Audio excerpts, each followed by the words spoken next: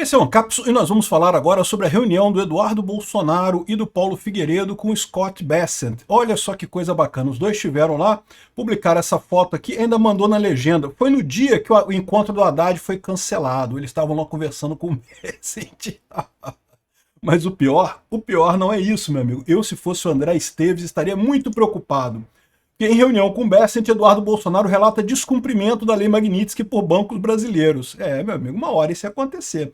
Essa notícia foi sugerida por Xandão Potter e o Enigma da Toga, advogado do Adélio na Magnitsky e várias outras pessoas. Obrigado aí ao pessoal que sugeriu notícias lá no nosso site, no visãolibertaria.com. E obrigado a você que está assistindo o nosso vídeo. Se você gosta do nosso conteúdo, por favor, deixe o seu like e se inscreva aqui no canal, né? Pois bem, olha só que coisa, no dia, você lembra que há uns dias atrás, na quarta-feira passada, o Haddad teria um encontro com o Scott Bessent, né, que é o secretário do Tesouro, é o ministro da Economia deles lá nos Estados Unidos, o equivalente à posição do Haddad aqui no Brasil, né? E seria um encontro virtual à distância em que eles iriam discutir a questão das tarifas e coisa e tal, né? E o Haddad publicou, chegou a ser reportagem no jornal dizendo que não, que o governo Lula aposta na reunião do Haddad com o Scott Bessent para abrir um caminho de negociação e não sei o que lá. E aí depois dessa animação toda veio a notícia de que o Scott Bessent desmarcou a reunião com o Haddad, né? E aí e agora a gente ficou sabendo, Eduardo Bolsonaro publicou essa foto aqui, ó, o Eduardo, Paulo Figueiredo e o Scott Bessent, e que tiveram uma reunião, e segundo ele disse, foi no dia que o Haddad teve o encontro cancelado, para você entender como é que é a diferença, né? Quem que efetivamente representa o Brasil no exterior são os Bolsonaro, é isso aí, não tem outra coisa não. O Lula pode ter sido eleito presidente aqui por esse esquema lá do TSE meio maluco de botar o dedão na balança, de permitir propaganda só para um lado, proibir propaganda do outro lado, tudo que a direita faz é golpe, não sei o que lá, é proibido, não pode, não sei o que lá, a esquerda faz os maiores absurdos, não sei o que lá. Enfim, conseguiram botar o Lula sentado na cadeira de presidência, é verdade, mas isso não quer dizer que ele seja de verdade. Quem representa o Brasil lá fora continua sendo Bolsonaro. Aqui, o deputado Eduardo Bolsonaro do PL publicou foto nessa sexta-feira ao lado do secretário de Tesouro dos Estados Unidos, Scott Bessent.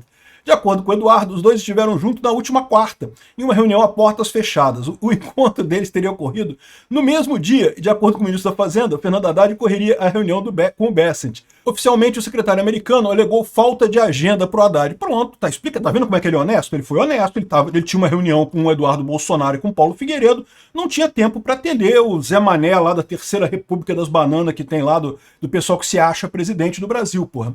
Aqui, ó, na conversa entre o ministro da Fazenda Bessent, esperava que ambos tratassem, entre outros temas, do tarifaço imposto pelo governo dos Estados Unidos aos produtos brasileiros.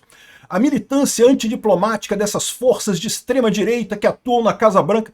Não, meu amigo, vocês conseguiram o que vocês queriam, deram um golpe aqui no Brasil, conseguiram tirar o descondenado da cadeia e botar ele sentado lá na cadeira da presidência. Até hoje eu não consigo entender como que isso funcionou, mas enfim, é o que está acontecendo. Agora, querer legitimidade ainda por cima desse governo é querer demais, meu amigo, não tem legitimidade nenhuma, né?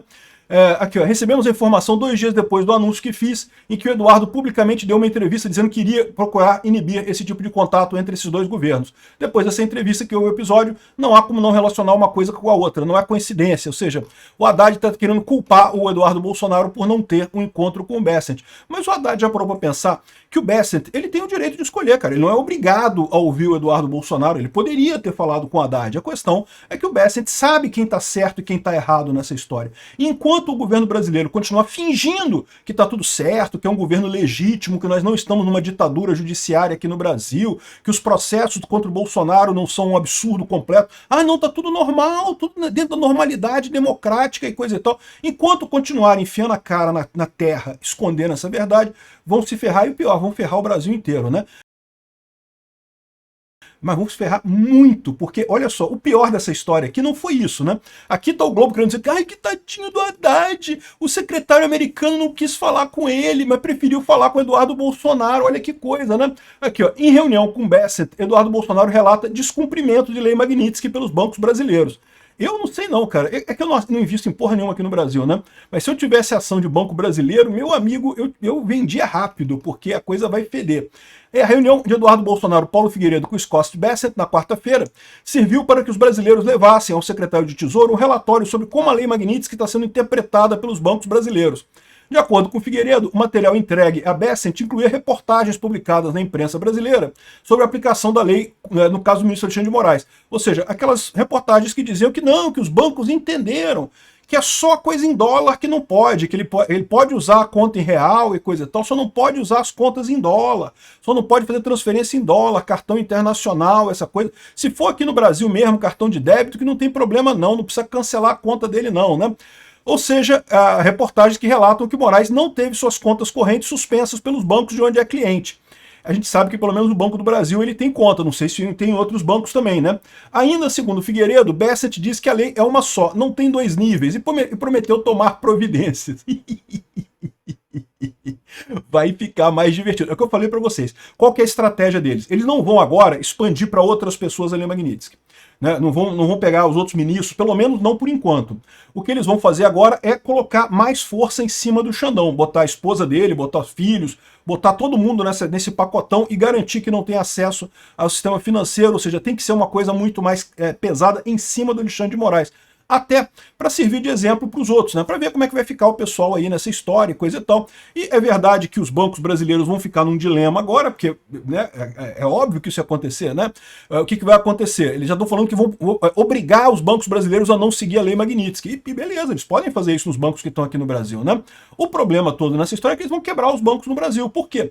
Porque os bancos vão ficar sem acesso às linhas do SWIFT, né? A transferência internacional, acesso ao mercado americano. Ou seja, vai ser um prejuízo brutal para os bancos brasileiros. Eles vão ter que manter, vão ter que acabar com metade da operação deles lá nos Estados Unidos, com toda a operação deles nos Estados Unidos, na verdade, metade da operação mundial, só para atender o Alexandre de Moraes aqui no Brasil, para tu ver como é que vai ser a vida dura. E aí, eu falo, bem feito para o pessoal da Faria Lima que votou no Lula, que não, porque Bolsonaro não pode, Bolsonaro imita doente de Covid, vamos votar no comunista, que mal pode ter o pinguço corrupto assumir, o cara que quer brigar com o mundo inteiro para ficar do lado da China, mamando o Putin, né? Vamos fazer o quê, né? Pois é, votaram nesse pessoal, o pessoal da Faria Lima lá de São Paulo, e pronto, nos ferramos completamente, né?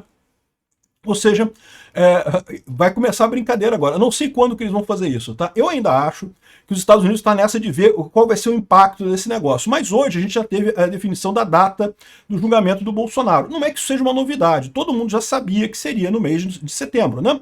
Tá todo mundo já sabendo que o Alexandre de Moraes tinha reservado as 4 sessões do mês de setembro para ser o julgamento do caso do Bolsonaro. Então faz todo sentido, 2 de setembro foi marcado o início do julgamento, era mais ou menos o que já se esperava. Mas, de qualquer forma, o fato do STF ter marcado essa audiência, essa votação, já indica que pelo menos há uma intenção deles de continuar com esse processo absurdo, sem absolutamente nenhuma lógica jurídica, né?